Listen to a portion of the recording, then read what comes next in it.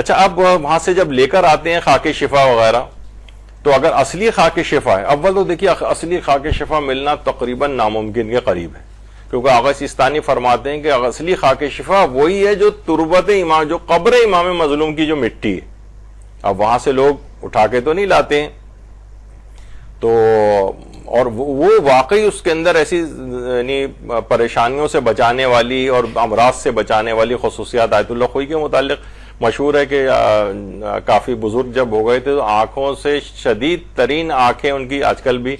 Flu چلا ہوا ہے اس انداز کا آنکھوں والا، تو خیر ان کو بہت سخت قسم کا ہوا تھا کہ تقریباً آنکھوں سے جیسے خون سا ان کے جو ہے وہ بہ رہا تھا. تو آیت اللہ نصر اللہ مستنبت جو ان کے داماد بھی تھے، جب ان کے گھر میں آئے تو آیت اللہ خوئی نے کہا کہ تم فلاں طاق پہ جو رکھی ہوئی ہے تھوڑی سی خاک شفا اصلی، وہ انہوں نے اتروائی اور ان کے سامنے ہی آنکھوں میں وہ اس کے کچھ ذرات ڈالے، تو ملتا ہے حکایت کے اندر کہ اسی وقت آقا خوئی کی آنکھیں ٹھیک ہو گئی. درود بھیجیے اللہم صلی علی محمد و آل محمد.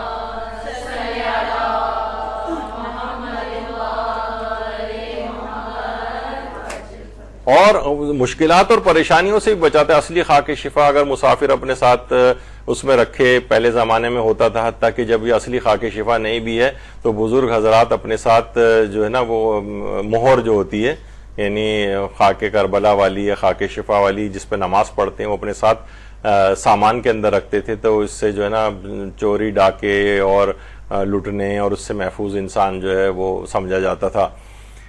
تو خود ہمارے استاد محترم مولانا صادق حسن صاحب قبلہ بھی یہ بات بتاتے ہیں. وہ بتاتے ہیں کہ بلکہ میں جو آپ کے سامنے زندہ سلامت بیٹھا ہوا ہے، آپ کو نظر آ رہا ہوں، یہ میری ایگزسٹنس ہے، یہ اصلی خاک شفائی کی وجہ سے.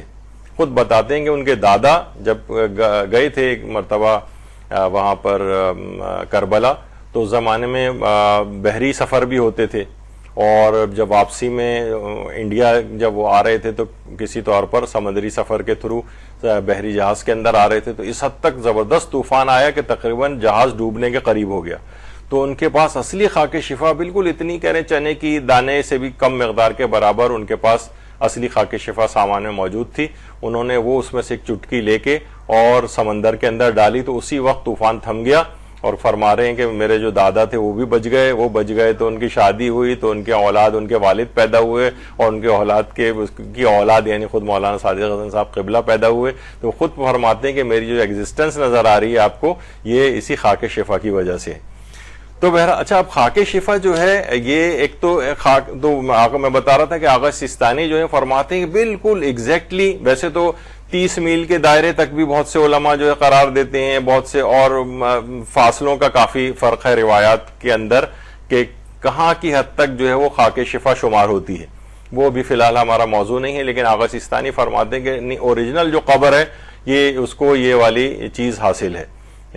کہ بالکل اس سے متصل جو مٹی ہے وہ اگر کسی کو مل سکے تو وہ پھر خاک شفا کو استعمال کر سکتا ہے، تو اس کو کھا سکتا ہے بیماری کے لیے. البتہ خاک شفا کو کیا ہے، شفا کے غرض سے یا تو ایک دم نگل لے لیکن چبائے نہیں اس کو،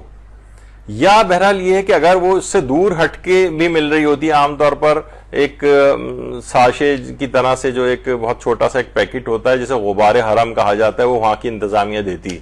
یعنی عام طور پر آپ کچھ ڈونیشن وغیرہ وہاں دیں تو وہ آپ کو ہدیے کے طور پر جو وہاں پر جو یہ غبار وغیرہ جمع کیا جاتا ہے اور یہ ویکیوم کلیننگ وغیرہ ہوتی ہے، تو وہ اس میں جو ڈسٹ ان کے پاس جمع ہوتی ہے اس کو بھی وہ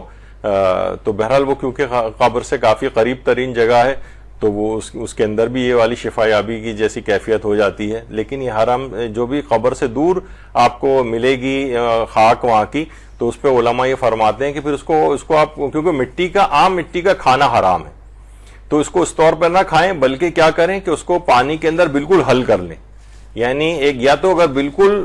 قبر امام کی مٹی آپ کو مل جائے خوش قسمتی سے اور شفا کی نیت سے اس کو کھا رہے ہیں، تو اس میں تو اس کو بغیر چبائے اس کو نگل سکتے ہیں. لیکن یہ کہ اگر دور کی مٹی ہے تو اس کو ویسے عمومی طور پر تو کھانے کی اجازت نہیں، کیونکہ مٹی کو کھانے، مثلا آپ خاک کربلا ہے یا سجدگاہ لوگ عام طور پہ کھانے لگتے ہیں کہ یہ بھی تو اس کو سمجھ کے کہ یہ تربت امام مظلوم نہیں ہے. جو عام گھروں میں سجدگاہیں ہوتی ہیں یہ خاک کربلا ضرور ہوتی ہیں، لیکن یہ تربت امام مظلوم نہیں ہوتی ہیں. تو ان کی بھی اگر کوئی شفا یابی کی نیت سے اگر کوئی کھائے تو ان کو اس طرح سے نہیں کھا سکتا کہ وہ باقاعدہ مٹی کو اس انداز سے کھائے کہ وہ چبا رہا ہے اس کو. یا تو اس کا ایک حل یہ بتایا گیا کہ پھر اسے پانی میں یا کسی مشروب میں اس طرح سے بالکل گھول کے حل کر لیا جائے کہ اسے مٹی کھانا نہ کہا جا سکے, پھر شفا کی نیت سے اس کو پی لے. تو بہرحال یہ ایک چیز ہے, یہاں تک کہ اس کا ایک تفصیلی ایک درس سے یہاں پر ہو چکا ہے. شفا یابی کے لیے خاک شفا کے استعمال کا صحیح طریقہ کیا ہے وہ آپ انٹرنیٹ پہ دیکھ سکتے ہیں, تو یہاں پر درس دیا جا چکا ہے اس موضوع پر.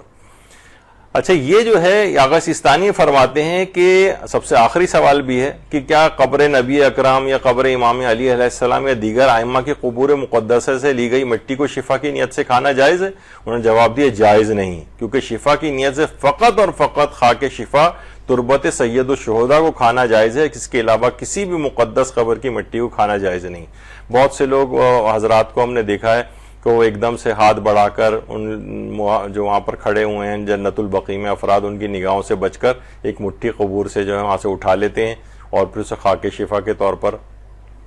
لے آتے ہیں اور اسے کھاتے ہیں. تو یہ والی خصوصیت حتیٰ کہ پیغمبر اکرم کی قبر کی مٹی بھی کسی کو مل جائے تو یہ خصوصیت, یہ حرم ہے امیر المومنین سے کوئی مٹی قبر سے قریب ترین اس کو مل جائے, کوئی کنسٹرکشن ہو رہی ہو, تو یہ کھانا وہاں کی بھی جائز نہیں ہے. یہ فقط اور فقط امام حسین علیہ السلام کی قبر کی مٹی کی خصوصیت ہے اور کسی کی نہیں. تو بہرحال یہ اس لحاظ سے ایک اس کے فقہی احکام آتے ہیں. اچھا, جو کربلا کے نواحی علاقوں کی مٹی کا حکم ہے, جو کربلا سے متصل ہیں, دور ہیں ذرا, وہاں سے لوگ مٹی اٹھا کے لے آتے ہیں, تو وہاں پہ بھی علماء نے یہ کہا کہ پھر اس کو اس انداز سے شفا یابی کی نیت سے استعمال کر سکتے ہیں کہ پانی میں گھول کر اسے بالکل حل کر دیا جائے, خاک اٹھائی جائے اور اس کے بعد اس کو پانی میں اس طرح گھول کے جو گرد ٹائپ کی ہوتی ہے اس کو حل کر لیا جائے اور اسے پی لیا جائے, تو پھر شفا یابی کی نیت سے اس کو پیا جا سکتا ہے. لیکن مٹی اٹھا کے کھانا, جس طرح مٹی کھائی جاتی ہے چبا رہے ہیں اور اس طرح سے, تو وہ اس کی اجازت نہیں ہے.